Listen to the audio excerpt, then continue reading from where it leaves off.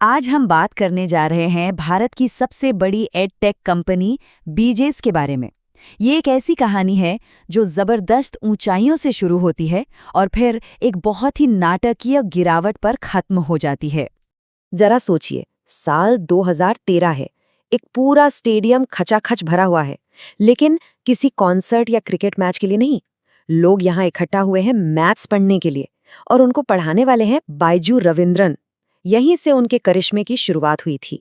तो सवाल ये है कि आखिर कैसे एक टीचर ने 22 अरब डॉलर की एक इतनी बड़ी कंपनी खड़ी कर दी, और फिर कैसे वो उनकी ही आंखों के सामने ताश के पत्तों की तरह ढह गई। चलिए इस पूरे विश्लेषण में इसी कहानी की परतें खोलते हैं। तो कहानी शुरू होती है बायजू रविंद्रन से।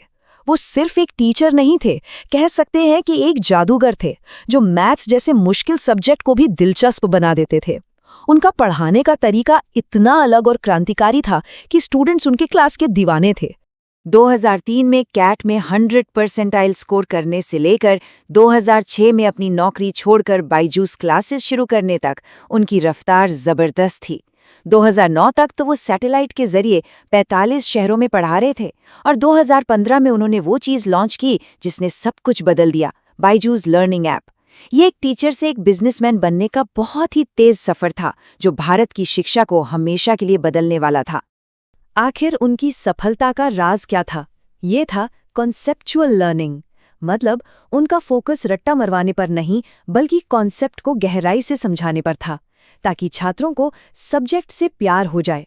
और ये तरीका इतना कमाल का था कि उनकी पहली फ्री क्लास लेने वाले 10 में से 9 छात्र पेड कोर्स के लिए साइन अप कर लेते थे।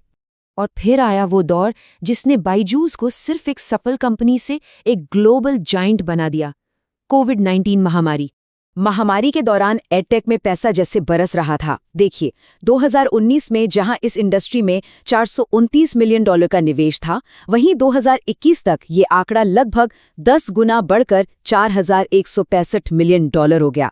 ये फंडिंग का एक तूफान था और बायजूस इस लहर पर सबसे आगे सवार था। इस भारी भरकम फंडिंग और 1.2 अरब डॉलर के कर्ज के साथ बायजूस ने एक जबरदस्त शॉपिंग शुरू कर दी। व्हाइट हैट जूनियर से लेकर भारत के सबसे बड़े कोचिंग सेंटर्स में से एक आकाश इंस्टीट्यूट तक उन्होंने अपने कॉम्पिटिटर्स को बहुत बड़ी कीमतों पर खरीदना शुरू कर दिया, ताकि मार्केट पर पूरी तरह से कब्जा कर सकें। और इस सब का नतीजा, मार्च 2022 में बायजूस की वैल्यूएशन अपने शिखर पर पहुंच गई, 22 अरब डॉलर। ये कंपनी की सफलता का वो पॉइंट था जहां से नाटकीय गिरावट की कहानी शुरू होती है। अब देखते हैं इस तेज ग्रोथ का वो स्याह पक्ष, वो आक्रामक और अस्थिर इंजन जिसने कंपनी के विस्तार को इतनी हवा दी। सेल्स टीम पर टारगेट पूरा करने का जबरदस्त प्रेशर था। कुछ रिपोर्ट्स के मुताबिक कर्मचारियों को टारगेट पूरा किए बिना लंच ब्रेक लेने तक की मनाही थी। उन्हें हर हफ्ते 1.5 लाख की सेल्स करनी होती थी, वरना नौकरी से निकाले जाने का डर था। ये एक बहुत ही टॉक्सिक माहौल बन गया था। और सेल्स के लिए एक खास तरीका अपनाया जाता था। पहला कदम, बच्चे से एक मुश्किल सवाल पूछो जिसका वो जवाब न दे पाए। फिर बायजू रविंद्रन का एक शानदार वीडियो दिखाओ। इसके बाद माता पिता के मन में ये डर पैदा करो कि इस मदद के बिना उनका बच्चा कैसे सफल होगा। और आखिर में बायजूस ऐप को उनके बच्चे के भविष्य के एकमात्र समाधान के तौर पर पेश कर दो। ये एक तरह से माता पिता की चिंता का फायदा उठाने के लिए बनाया गया प्रोसेस था। लेकिन इस चमक दमक के पीछे एक बहुत बड़ी प्रॉब्लम थी। कंपनी का हिसाब किताब ही गड़बड़ था।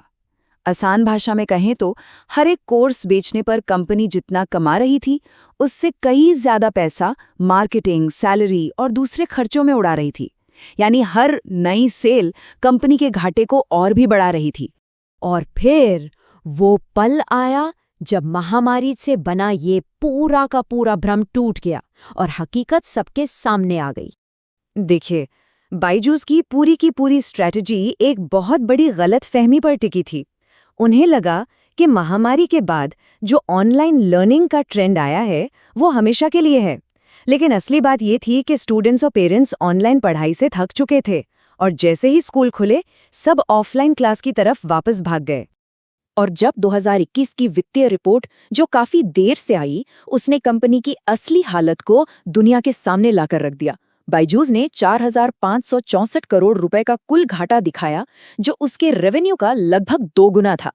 इसका मतलब ये था कि कंपनी हर रोज 12.5 करोड़ रुपए का नुकसान कर रही थी।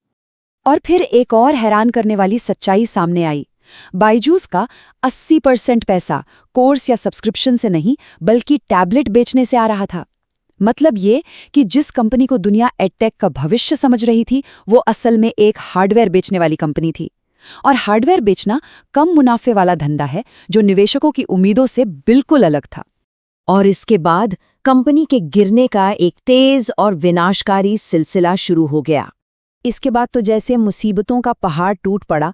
अप्रैल 2023 में सरकारी जांच शुरू हो गई। जून तक अमेरिकी उधारदाताओं ने कर्ज न चुकाने पर मुकदमा कर दिया और हजारों कर्मचारियों को निकाल दिया गया। सितंबर में बीसीसीआई ने भी अपने बकाया पैसों के लिए केस कर दिया। मतलब एक के बाद एक झटकों ने कंपनी को पूरी तरह से हिला कर रख दिया। जरा सोचिए, मार्च 2022 में यही कंपनी $22 अरब की विशाल ऊंचाई पर खड़ी थी, भारत के स्टार्टअप जगत का चमकता हुआ सितारा। और सिर्फ 2 साल से भी कम समय में जनवरी 2024 तक यह कीमत गिरकर बस $225 मिलियन रह गई। ये 99% की एक ऐसी गिरावट थी जिसकी किसी ने कल्पना भी नहीं की थी। तो बायजूस के गिरने से सबसे बड़ा सबक क्या मिलता है? वो है वैल्यूएशन का नशा। जब किसी कंपनी का असली मकसद अपने प्रोडक्ट को बेहतर बनाना नहीं रहता, बल्कि किसी भी कीमत पर अपनी वैल्यूएशन और ग्रोथ बढ़ाने का जुनून बन जाता है, तो उसका नतीजा आखिर में पतन ही होता है। ये सिर्फ बायजूस की नहीं, बल्कि उस हर स्टार्टअप के लिए एक चेतावनी है जो सिर्फ नंबरों के पीछे भाग रहा है। और ये हमें एक बहुत बड़े सवाल पे छोड़ जाता है। अगले यूनिकॉर्न की इस दौड़ में ग्रोथ की असली कीमत क्या है?